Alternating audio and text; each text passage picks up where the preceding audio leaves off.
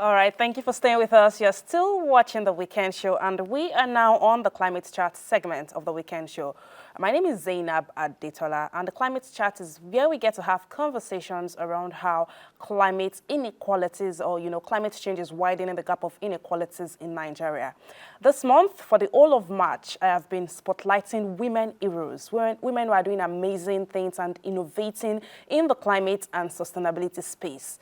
I'll be doing just that this morning again as I bring this series to a close.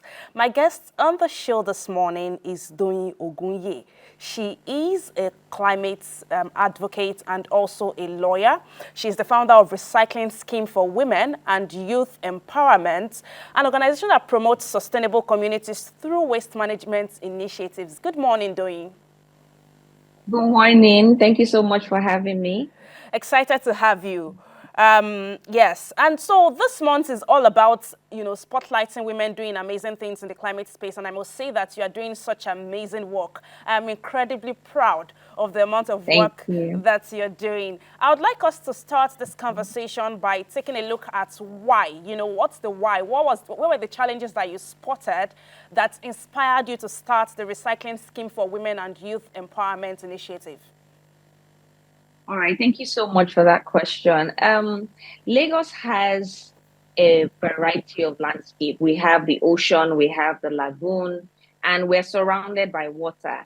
And I saw that most of these water bodies are abused. There's so much pollution in our waterways, especially plastic, and it has reduced how much we can get from these water bodies. You're talking about ecotourism, talking about even agriculture and aquaculture on our shorelines.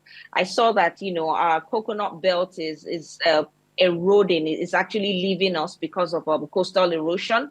I saw that people would actually dump waste into our oceans, and all these things um, form a very big cocktail for disaster. And if we're not doing anything about it, it's actually going to make things worse for the future generation. So that's why I said, why don't we do something, support women and young people to be able to create sustainable wealth in the system while taking care of the environment.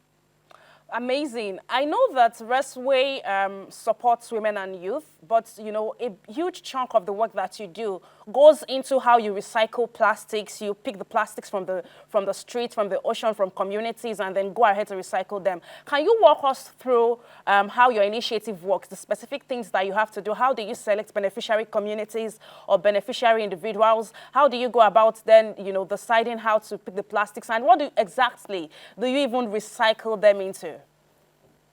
Okay, so first of all, it's Reswaye, not Resway. I know a lot of people have that they pronounce it differently, but it's Reswaye, which is the acronym for the Recycling Scheme for Women and Youth Empowerment. Over time, what we've been able to do was to focus on hard to reach vulnerable communities in Ibejuleki and Etiosa, where we have a lot of people, a lot of communities that don't have access to waste management services or can't afford waste management services. So we reach out to them through their community heads, their ballets or their KDCs and the like, and explain the importance of a cleaner environment and how they can earn from it. So we don't just focus on plastic, we focus on household recyclable waste, which includes the plastic, the can, the glass, the cartons, and also the pure water line, which a lot of people don't know can be recycled. We also go ahead to encourage women, especially women, to recycle as much as they can of their organic waste, and we can turn that into compost. So there are different value chains.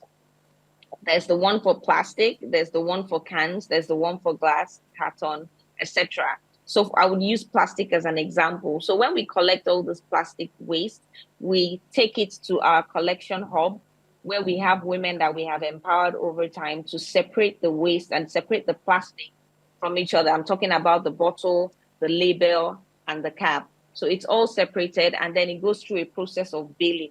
Baling is just basically a machine that compacts the plastic so that it's easier to move across town, saving logistics costs. And we can also then sell to our partner off-takers that take it to the factory, they crush it, they melt it, they turn it into pellets. And these pellets have now become raw materials for another production line, which includes your hangers, your toys, your buckets, and even material for jerseys and pillow stuffings, teddy bear stuffings, etc.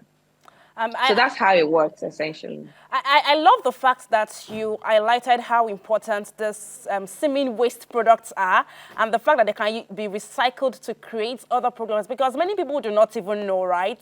But you also spoke about empowering women who work with you in your factory, and I know you've also empowered young people, especially teenagers. What impact would you say that you have had so far? And then, just help us round it all off with the challenges that you're facing. All right, thank you so very much. The impact has been amazing. We started in 2020, which was the COVID year, and we're able to encourage a lot of people who saw this type of business as a dirty man's job to actually a type of business that women can actually start and they can earn from it and even support their communities and support their families as well. We've been able to register over 4,000 women and young people in these communities. And we've also been able to reach about 41 communities across the shoreline. And what this has done is we have cleaner shorelines, which can now be used for tourism, which is another sector that is underdeveloped in Lagos and Nigeria as a whole. When you have cleaner beaches, you are able to attract more people. We've been able to see a lot of businesses start up from that. A lot of people are able to pay their children's school fees and even continue their education because of the work they're doing. And this is something that would Amazing. have gone into, thank you so much. This is something that would have gone into our, our waterways or even the landfills or our drainages and would have caused a lot of health issues for us. So the challenges I would say have been logistics because, I always say the gridlock in Lagos it's been very difficult to reach some communities because they're not motorable. Also the distance as well.